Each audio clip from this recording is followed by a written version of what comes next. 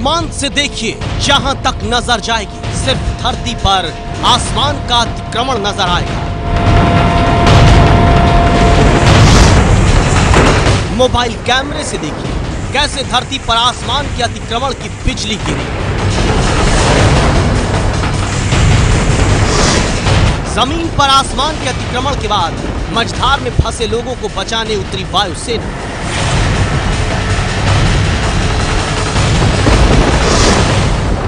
आसमानी आफत ने शहर की सड़कों पर देखिए कैसे कब्जा कर लिया है।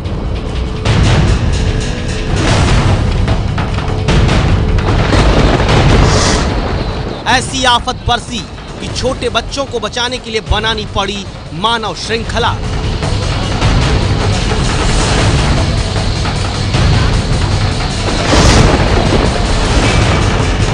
आसमान के अतिक्रमण में कौन, कहां, कब, कैसे फंस गया पता ही नहीं चला।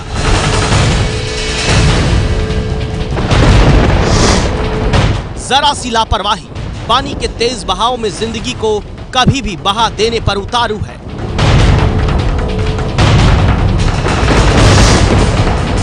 आफत ऐसी आई कि बाढ़ के कंट्रोल रूम में मुख्यमंत्री को बैठना पड़ा।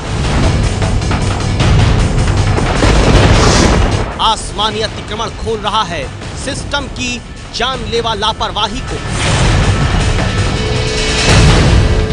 मध्य प्रदेश से राजस्थान तक, गुजरात से महाराष्ट्र तक जमीन पर आसमान के अतिक्रमण की सबसे बड़ी रिपोर्ट।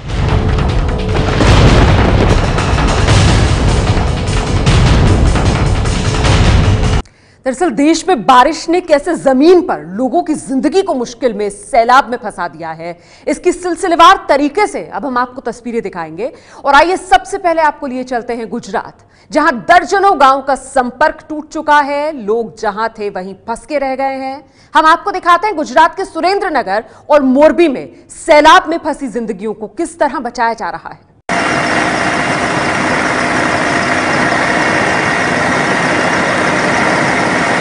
चारों तरफ पानी से घिरा एक मंदिर, जान बचाने के लिए छत पर खड़े हुए हैं लोग। ये तस्वीर है गुजरात के सुरेंद्रनगर की, जहां बाढ़ का पानी पूरे शहर में घुस चुका है। सुरेंद्रनगर के इस इलाके में फंसे इन लोगों के लिए यहां से निकलने का कोई रास्ता नहीं था। तब प्रशासन ने सेना के हेलीकॉप्टर को भेजा। इसके बाद इन लोगों को एक एक कर मौत के मुंह से निकाला गया।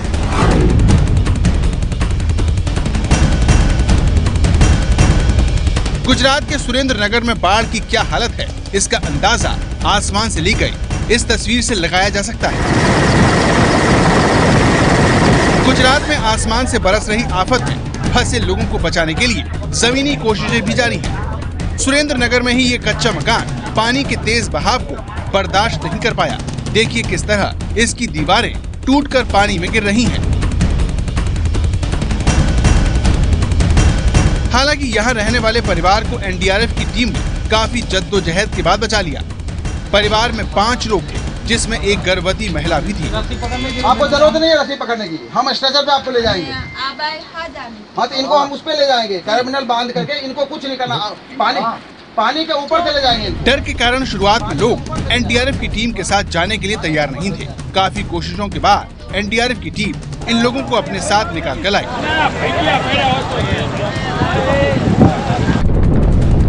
ये तस्वीरें गुजरात के मोरबी की हैं। पूरा इलाका पानी में डूब चुका है और इसमें फंसी ये 2 जिंदगियां। पानी में बहने से बचने के लिए इन लोगों ने किसी तरह बिजली के खंभे का सहारा लिया। काफी मुश्किलों के बाद इन दोनों लोगों को बचा लिया गया। दरअसल भारी बारिश की वजह से गुजरात के ज्यादातर शहर जो हैं वो टापू में तब्दील हो चुके हैं। सड़कों पर पानी का कब्जा हो चुका है।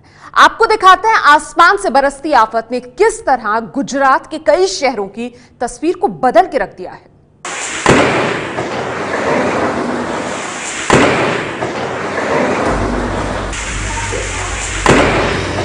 ये है धरती पर आसमान का हमला।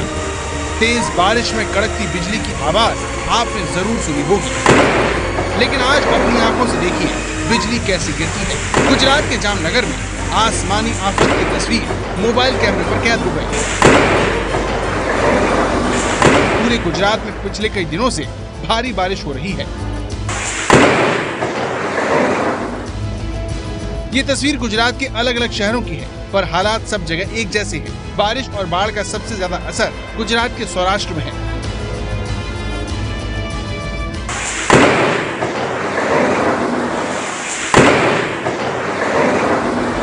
अमरेली की इन तस्वीरों को देखकर आप समझ सकते हैं कि सैलाब क्या होता है। यहाँ दुकानें हैं, घर है, लेकिन सड़क नहीं। पानी इस तरह से बह रहा है मानो कोई दरिया हो। और यहाँ देखिए किस तरह से पानी का तेज बहाव सड़क को काट चुका है। ये तस्वीर भी अमरेली की है। लोग अपनी गाड़ियों के साथ फंसे हुए हैं, क्योंकि यहाँ जरा सी भी लापरवाही मौत की वजह बन सकती है।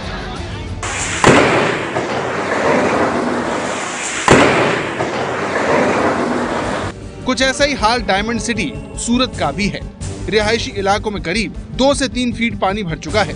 बच्चों को गोद में लेकर निकालना पड़ रहा है। पानी की वजह से लोगों की गाड़ियां जहां तहां खराब हो गई हैं।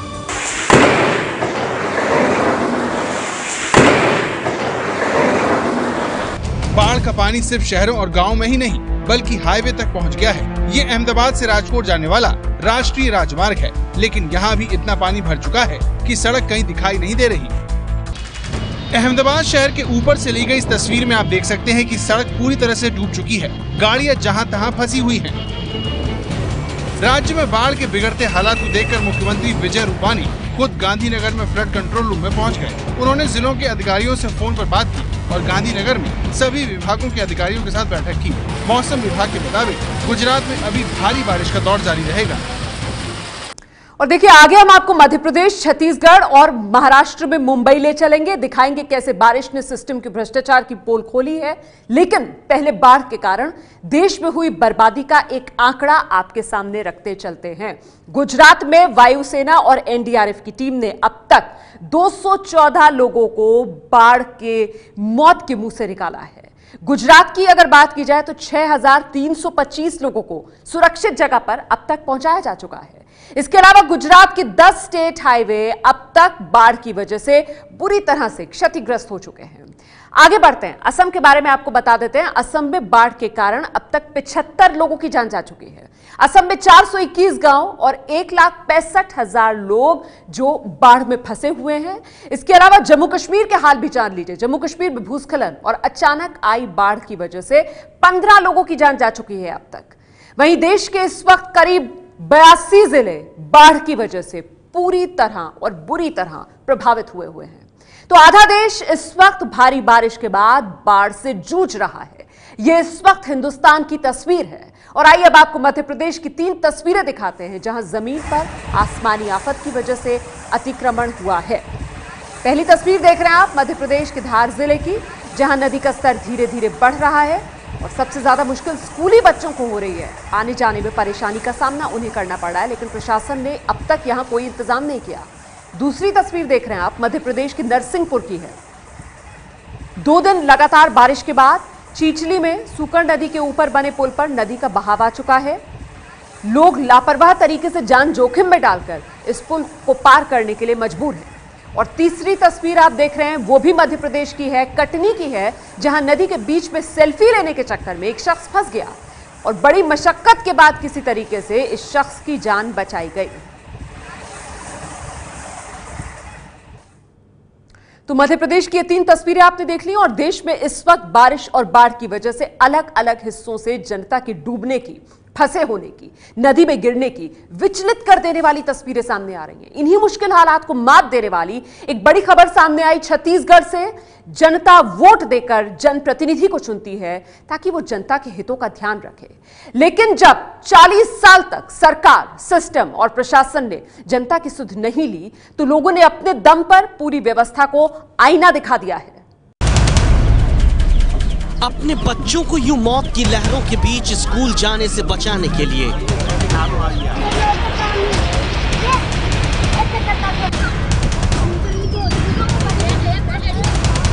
अपने बच्चों को मौत की मझधार से निकालकर स्कूल भेजने के लिए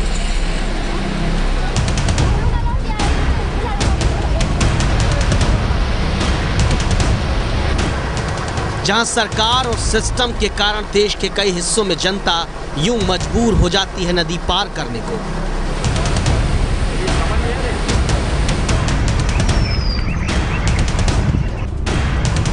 ऐसे हालातों के बीच छत्तीसगढ़ के कांकेर जिले से आई इस तस्वीर को देखिए। नदी के ऊपर लकड़ी का पुल बनाया जा रहा है। सुनिए पुल बनाने के लिए लकड़ी के मोटे कुंदों पर पड़ रहे हथौड़ों की इस आवाज को।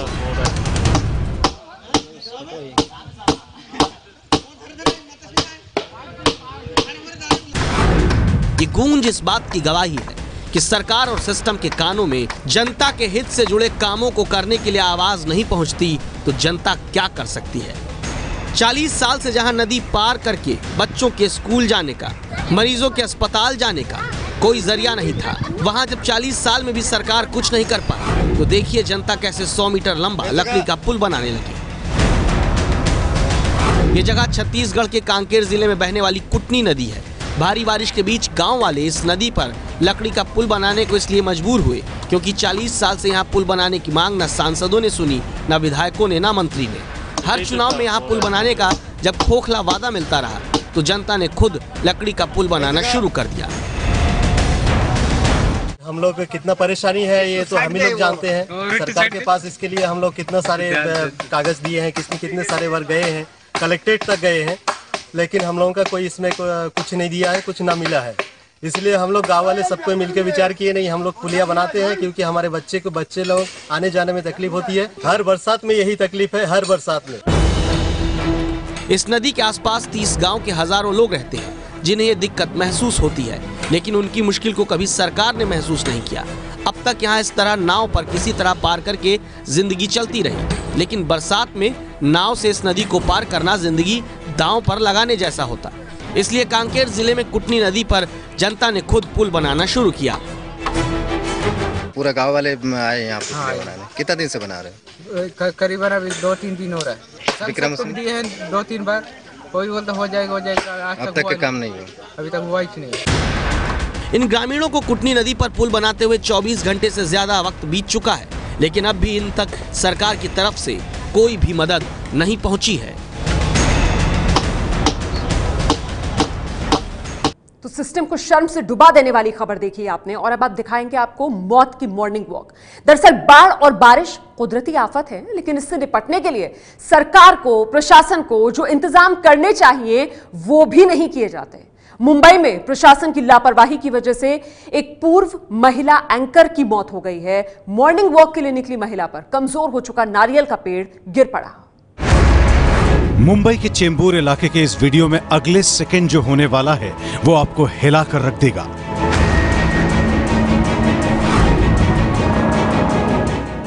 ये देखिए, वीडियो में ब्लू टी शर्ट पहने इस महिला की एंट्री होती है। वो मुश्किल से एक कदम और आगे बढ़ती है कि तभी उस पर एक पेड़ गिर पड़ता है। नारियल का इतना बड़ा पेड़ गिरने से महिला उसके नीचे दब गई। पेड़ इतना भारी था कि कोई उसे बचाने के लिए पहुंचता उससे पहले ही वो महिला बेहोश हो चुकी थी। सिर पर चोट लगने की वजह से महिला की मौत हो गई। इस दर्दनाक हादसे में मरने वाली महिला टीवी की पूर्व एंकर और योग टीचर कंचन नाथ हैं।